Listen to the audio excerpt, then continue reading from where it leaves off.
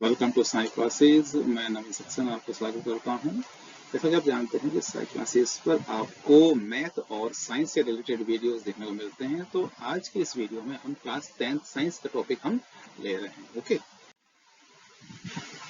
आज का जो हमारा टॉपिक है वो है चैप्टर फर्स्ट है chemical reactions and equations, activity 1.5। ठीक है, तो अभी इससे पहले की जो एक्टिविटीज हैं उसके वीडियोस जो है वो चैनल पर अपलोडेड हैं, जाकर आप एक्टिविटी के प्लेलिस्ट को चेकआउट कर सकते हैं। शुरू करते हैं आज की एक्टिविटी।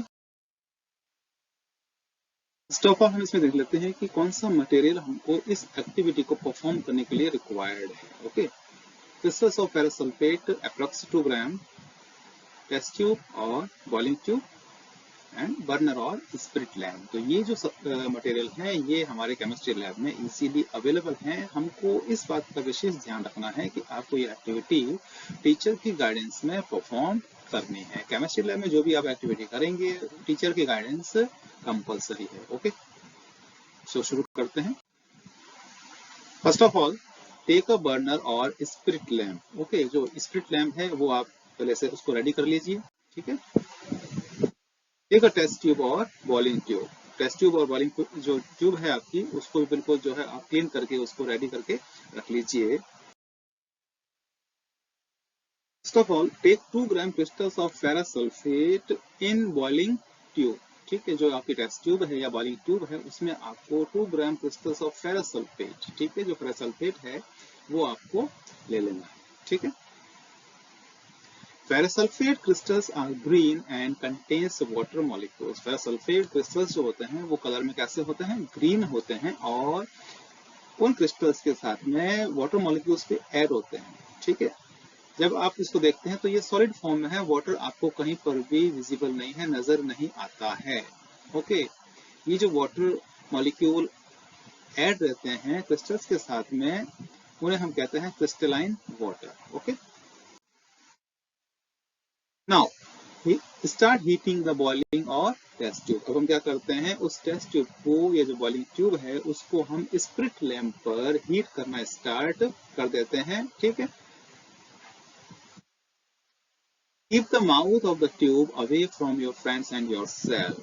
ठीक है, यहाँ पर एक बात का हमें ध्यान रखना है कि जो आपकी टेस्ट ट्यूब है या जो बॉइलिंग ट्यूब है उसका जो माउथ है, ठीक है, ये वाला जो इसका ये पोर्शन है ये अपने फेस से भी दूर रखना है और अपने फ्रेंड्स के फेस से भी दूर रखना है। ठीक है, केमिस्ट्री लैब में जब भी आप काम कर रहे हैं किसी प्रकार का कोई भी जो है हंसी मजाक आपस में नहीं होना चाहिए, पूरा कंसंट्रेशन हमारी एक्टिविटी पर होना चाहिए। ठीक है, ओके।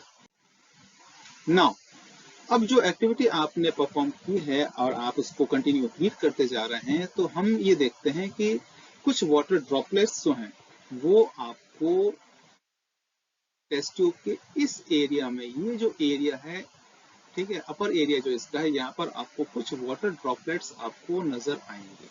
ठीक है, पानी की बूंदें। तो जैसा कि हमने पहले डिस्कस किया था कि फेरस सल्फेट के साथ में जो वाटर मॉलिक्यूल्स हैं वो भी ऐड होते हैं। Okay, crystalline water from ferrous sulphate vaporise means जो क्रिस्टलाइन वाटर था फेरस सल्फेट के साथ में वो वेपोराइज होना शुरू है और उसकी कुछ ड्रॉपलेट्स जो हैं वो आपको टेस्ट ट्यूब की जो इनर वॉल है वहां पर आपको दिखाई देती हैं। ओके,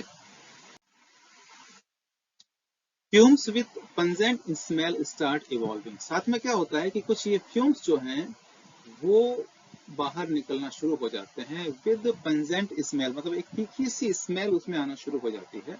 ठीक है, जो फ्यूम्स होते हैं, धुआं निकलता है जो उसमें। ठीक है, these fumes have pungent smell. Okay, actually these fumes are of sulfur dioxide and sulfur trioxide gases. ये जो fumes हैं वो क्या हैं? सल्फर डाइऑक्साइड और सल्फर ट्राइऑक्साइड गैसेस हैं। ओके, तो एक पंजेंट स्मेल है, एक तीखी सी स्मेल इसमें आती है। ठीक है,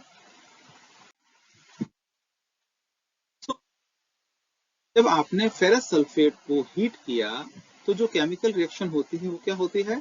ferrous sulphate breaks down into ferric oxide and sulphur dioxide and sulphur trioxide. जो फेरस सल्फेट होता है इसके जो क्रिस्टल्स होते हैं इसमें वाटर मॉलिक्यूल एडेड हैं, जब ये इसको हीट करते हैं तो ये ब्रेक डाउन होता है, उससे फेरिक ऑक्साइड हमको यहाँ पर ये टेस्ट ट्यूब में हमको मिलता है और सल्फर डाइऑक्साइड और सल्फर ट्राइऑक्साइड के फ्यूम्स बाहर निकलना शुरू हो जाते हैं। ठीक है, तो इस प्रकार से ये केमिकल रिएक्शन होती है जब आप फेरस सल्फेट क्रिस्टल्स को हीट करते हैं एक बॉइलिंग ट्यूब में या टेस्ट ट्यूब में। Okay, so ferrous sulphate crystals are green in colour and have 7 molecules of water.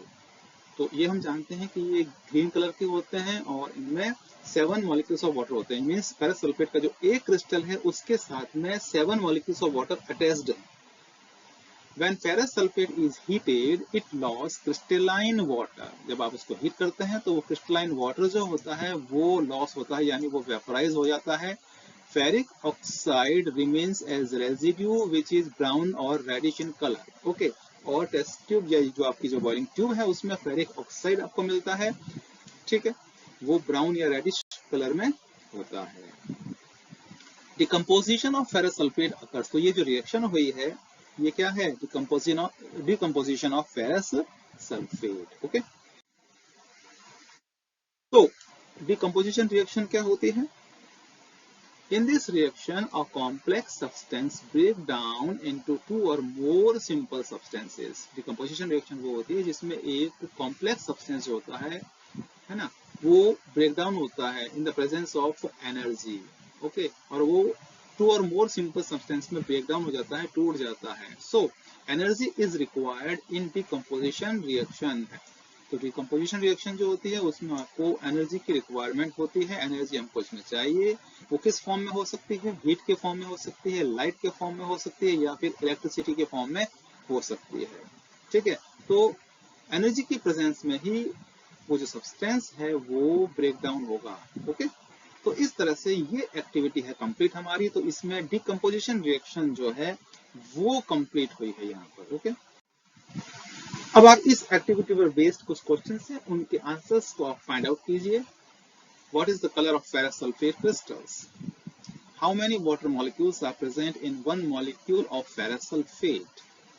Which gases evolve when ferrous sulphate is heated? Name the chemical reaction involve in the heating of ferrous sulphate. Name the substance remains in the test tube as residue. Okay, तो इन questions के आपको answer find out करने हैं। वापस जाकर आप activity को एक बार रिवाइज कर लीजिए और इजीली आप इनके क्वेश्चन आंसर जो है फाइंड आउट कर सकते हैं। ओके, अगर आपको आंसर नहीं मिलते हैं तो आप कमेंट बॉक्स में जरूर कमेंट कीजिए। सब्सक्राइब कीजिए साई क्लासेस। मिलते हैं नेक्स्ट वीडियो में। Till then, good bye.